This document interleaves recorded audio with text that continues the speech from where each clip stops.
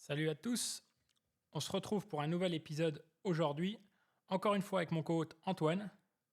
Aujourd'hui on va aborder une question, comment régler sa selle? Ouais, c'est une question quand même plutôt intéressante. C'est vrai qu'on a tendance à avoir des selles trop hautes, trop basses, trop en avant, les gens mal assis sur la selle, très à l'avant souvent. Donc déjà, avant de parler de hauteur de selle, on va parler un peu de réglage de cale, très brièvement. Parce que la position de la cale en longueur aura une influence sur l'extension maximale de la jambe. Si on recule la cale vers l'arrière, donc on avance le pied sur la pédale, ce qui se passe, c'est qu'on augmentera l'extension de la jambe en bas. Donc imaginons que notre selle serait optimale, mais le réglage de cale ne le serait pas. On aurait besoin de rebaisser la hauteur de selle quand on ramène les cales vers l'arrière. Voilà, première chose importante. Donc comment on règle les cales? Pour moi, on veut avoir suffisamment de recul. Une bonne façon, c'est de prendre la prominence intérieure du pied, donc en gros le premier métatarse, et l'extérieur du pied, le cinquième, et de placer la cale entre les deux au niveau longueur. Pour aujourd'hui, on n'ira pas plus loin que ça là-dessus, mais le message c'est, si vous hésitez sur votre réglage de cale, essayez probablement un peu plus à l'arrière. Vous voulez avoir une stabilité, comme s'il y avait une surface stable en dessous de votre pied. Pas l'impression de se retenir sur les orteils, en fait, comme si vous étiez en un rebord de falaise où vous reteniez uniquement sur les orteils. Non, vous voulez avoir passé un certain point de stabilité. T'as pas forcément eu trop Mm. d'expérience avec le réglage de cale, toi, Antoine. Tu as mis tes cales relativement bien dès le début, donc Ouais, je pense. Peut-être qu'au tout début, mes premières chaussures, c'était pas forcément réglé comme maintenant, mais j'ai peu de souvenirs de ça. donc maintenant la hauteur de selle. Là, c'est le gros sujet du jour. Donc la hauteur de selle, communément en bike fitting, la grande majorité de mes clients arrivent avec une selle trop haute. Mm. C'est ce qu'on observe la plupart du temps. Oui. Toi, dans ton... Même dans les pelotons ou autres, c'est vrai que ils ont tous la selle trop haute. Chez les cadets, ils ont tous la selle trop haute. Tous, ouais. Et même parfois très trop haute. Voilà, c'est après la selle trop haute. Des clients, voilà, on réduit de quelques millimètres, d'autres on réduit de quelques centimètres. On a vu des deux. On a vu des gens avec la selle trop basse également, hein. Mais ça reste quand même plus commun d'avoir une selle trop haute. Pourquoi cela? Probablement certaines personnes pensent qu'avoir une selle plus haute, ça équivaut à plus de puissance. Ce qui est, Après, comment on arrive à cette conclusion? ça a été un peu ton cas quand même. Moi, je suis arrivé à cette conclusion parce que je pensais qu'il fallait tirer sur la pédale. Ouais. Et tirer sur la pédale d'une façon mécanique, ça paraît logique, puisque on veut répartir un couple sur l'ensemble du cercle. Imaginons, on décompose le cercle en 12 points comme une horloge.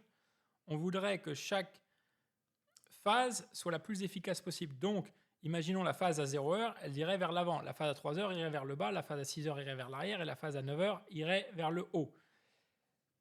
Donc, mécaniquement, on voudrait faire des cercles. Problématique avec ça, c'est que le corps est fait pour pousser contre la surface de la Terre.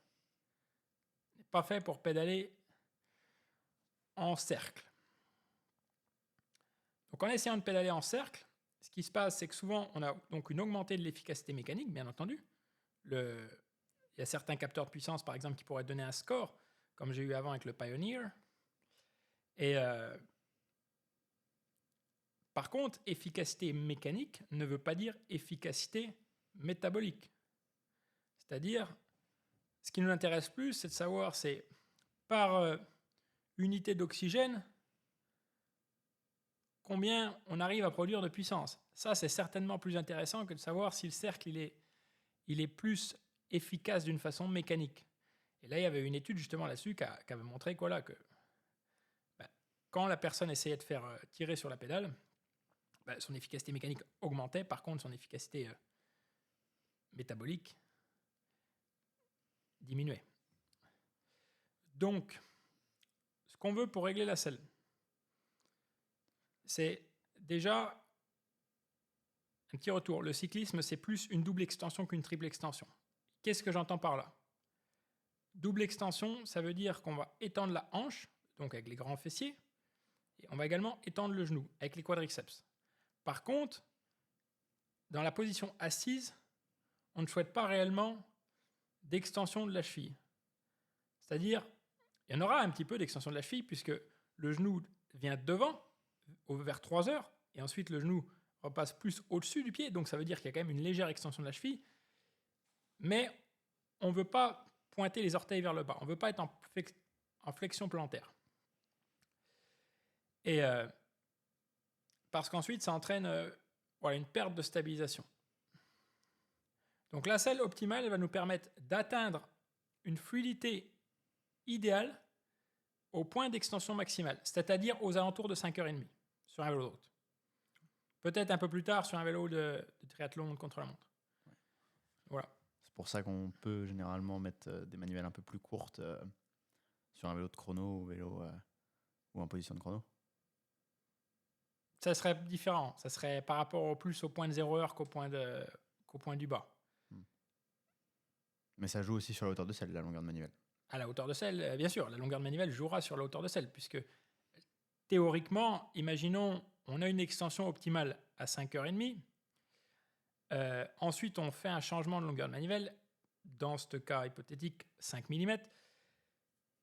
Dans la plupart des cas, il y aura besoin de remonter la hauteur de selle de la même quantité, bien entendu.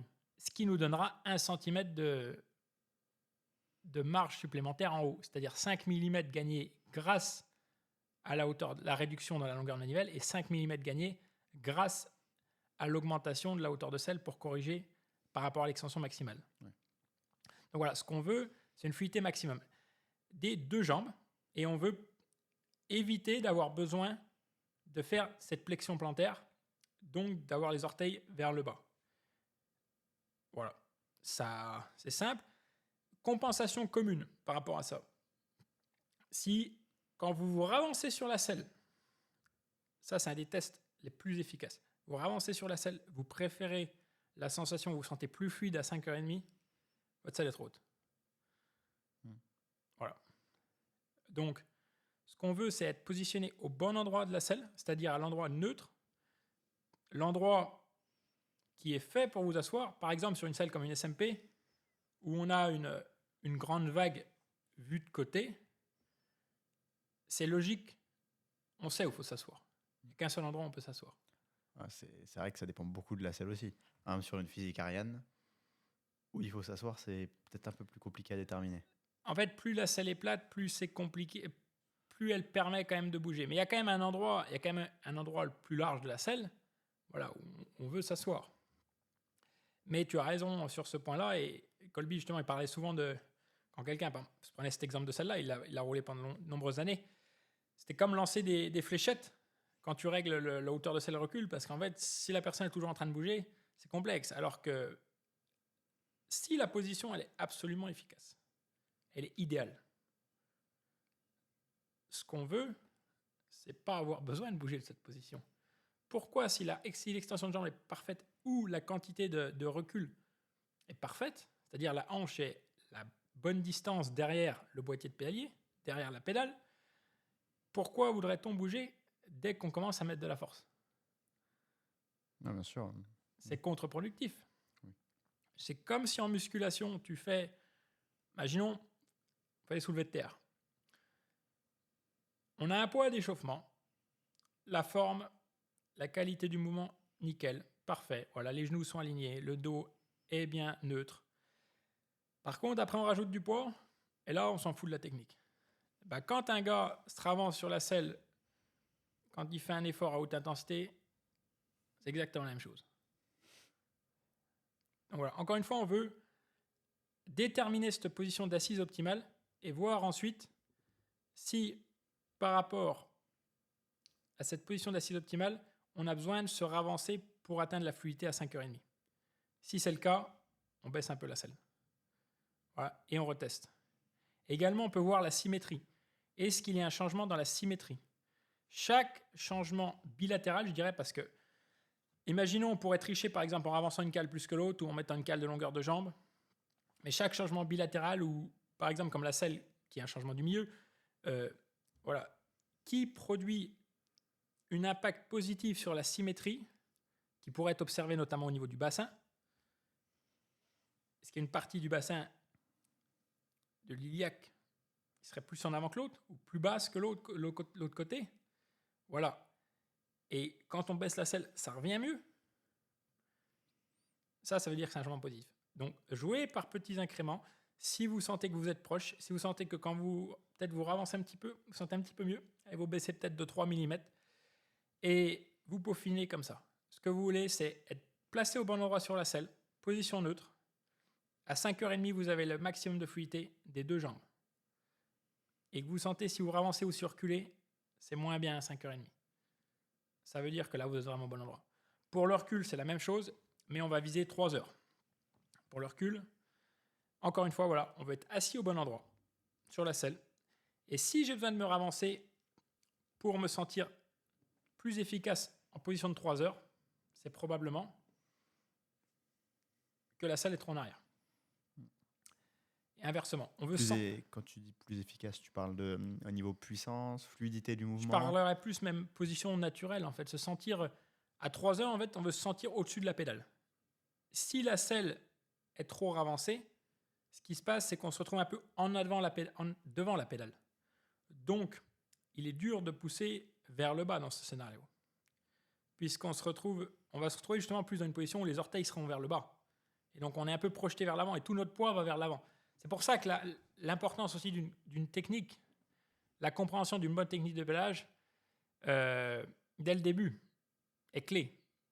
Parce que si quelqu'un pédale, par exemple, essaiera toujours de pédaler avec les orteils vers le bas, il n'aura jamais un équilibre de poids sur son vélo.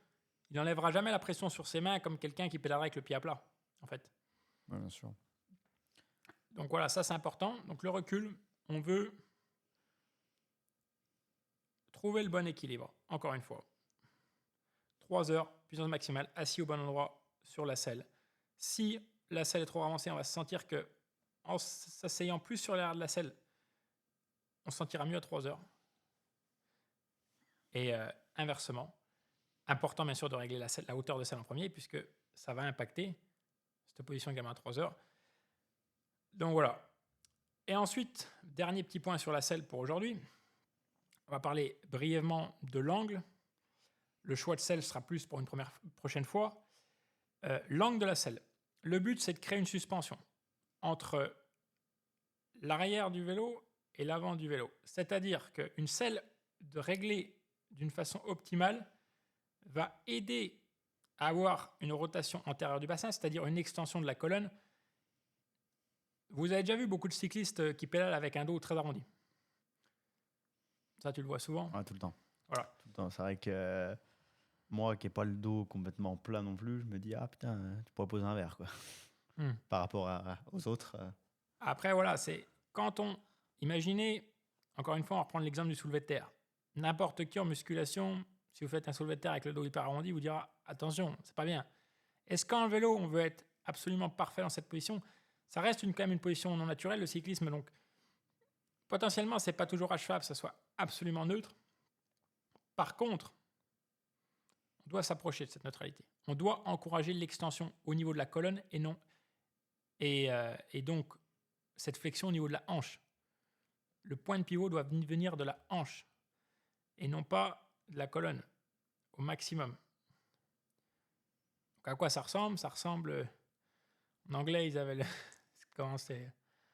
Chimpanzé sur un ballon de football américain, je crois. Une expression comme ça. Ils étaient très arrondis, quoi, en fait.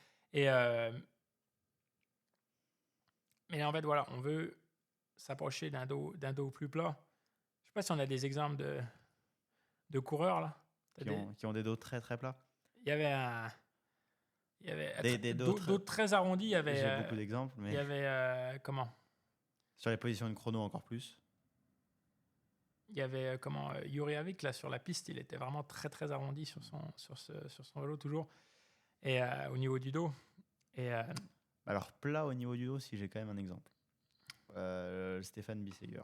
Il pivote bien la hanche. Ouais, le Bisseyer, il est quand même vraiment très très plat. Voilà, même dans l'effort, il arrondit pas, quoi. Ok, ça marche. Voilà, c'est ça. Voir si la personne, en fait, elle va chercher son guidon, en fait, plus avec ce pivotement au niveau de la cavité de la hanche, ou en fait, plus au niveau, grâce à une flexion de la colonne, en fait. Et donc, pour revenir à cet angle de selle, donc ce qu'on veut, c'est créer cette suspension. Donc, on veut un petit peu d'angle à l'arrière. Donc, la selle légèrement vers le bas. Et au contraire, devant, on veut les manettes sur un vélo de route qui remontent légèrement pour créer ce point de suspension. Et donc, la selle, l'équilibre de l'angle, c'est à la fois un angle négatif qui aide à cette posture, qui aide à cette extension axiale, donc à aller chercher le guidon maximum en extension de la colonne vertébrale, donc en flexion de la hanche. Mais à la fois, la selle ne doit pas nous faire glisser vers l'avant. Elle nous aide à pivoter, mais elle ne nous fait pas glisser. C'est ça l'angle optimal. Et pour la plupart des selles, c'est vraiment 0, 1, moins 2 degrés. Pour les SMP, on peut aller un peu plus loin. La mienne et toi aussi, la roule à un peu plus de moins de 5 degrés. Ouais, moins 5 degrés, donc légèrement plus même. Donc voilà. Et par contre, on n'a pas une tendance à graviter vers l'avant de la selle. Hein. On est calé et la selle vient juste nous aider. En fait, le bassin, vu du dessous, ça ressemble à une rocking chair. Donc, ce qu'on veut, c'est placer la rocking chair dans la selle. Et c'est pourquoi on a des grands succès avec les selles SMP, puisque la selle vient épouser la rocking chair. Donc, trouver le juste angle, ça qui aide un petit peu la posture, qui vient, voilà, qui nous encourage à pivoter, mais à la fois qui ne nous fait pas du tout glisser. Zéro perte de stabilité. Zéro. Voilà. Tu as des choses à ajouter par rapport à ça, Antoine ? Non, bah c'est vrai que tu nous faisais faire le test de lâcher les mains du guidon pour déterminer ça. Ça peut être plus pour le recul également, mais c'est un test de stabilité. En gros, c'est Steve Hogg, un bike fitter australien, qui mentionnait ça. Et on se mettrait à une intensité à peu près au seuil, donc une intensité qu'on pourrait maintenir peut-être 30 minutes, 1 heure. 6, 7 sur 10, voilà, un peu de charge quand même. Et là, en fait, vélo à plat sur un home trainer, on viendrait enlever les mains du guidon et placer les bras, en fait, parallèlement à son torse, quoi. Les mettre un peu plus sur l'arrière, voilà. Et voir comment le cycliste tient ici. Et si le recul de selle, et même la hauteur et la position est réglée bien, et le recul a beaucoup d'impact là-dessus, le cycliste doit être capable de tenir sans les mains, sans se taper le guidon dans la tronche. Par contre, ça ne doit pas être non plus si facile qu'il pourrait passer toute la journée comme ça. C'est un point d'équilibre, en fait. On profite quand même de le fait d'être au-dessus de la pédale, en fait. Voilà, on est au-dessus de la pédale, donc on peut pousser sur la pédale. Si on était vraiment derrière, peut-être ce serait très facile de retenir dans cette position. Mais par contre, c'est pas efficace. Oui, bien sûr. Donc voilà, ça va être pour l'épisode d'aujourd'hui, ça va être bon. Donc, ce qui arrive, j'ai pas mal de projets à vous annoncer. Donc, je vais créer une communauté où on parlera d'entraînement en vélo, entraînement en dehors du vélo et également d'actualisation de son potentiel dans la vie de tous les jours. Donc, on va avoir un groupe. Les gens pourront me faire un soutien mensuel sur mon Buy Me a Coffee pour rejoindre ce groupe. Donc, ça sera vraiment un projet qui se mettra en place petit à petit. Donc, au début, on va essayer de proposer pas mal de contenu, pas mal d'interactions, surtout du texte, et aider les gens. Après, voilà, avec le retour des personnes, ça nous permettra de peaufiner les choses. Et également, sur le podcast, on va faire un abonnement où on fera un podcast bonus questions-réponses 1 fois par mois. Et également le blog, qui est 1 fois toutes les semaines, intégré dans cette newsletter. La newsletter évoluera légèrement puisque j'ajouterai quelques mots de sagesse, un petit conseil d'une séance d'entraînement pour la semaine. Et puis, je parlerai de l'évolution de mes projets. Donc voilà. Donc si vous voulez me soutenir dans mes projets et si vous voulez de l'aide pour progresser dans votre propre entraînement vélo, entraînement hors vélo et dans votre vie en général, voilà, je vous invite à aller voir les liens et à me soutenir. Et tous ensemble, on avance comme ça. Donc, en tout cas, merci de suivre le podcast. Ça nous fait toujours plaisir d'avoir des retours. Même les retours qui peuvent parfois être... qui nous disent voilà, des choses à améliorer. C'est de la critique constructive. C'est ce qu'on veut et c'est comme ça qu'on devient meilleur. Donc, merci à tous encore une fois. Merci Antoine pour ta présence et à la prochaine. Au revoir.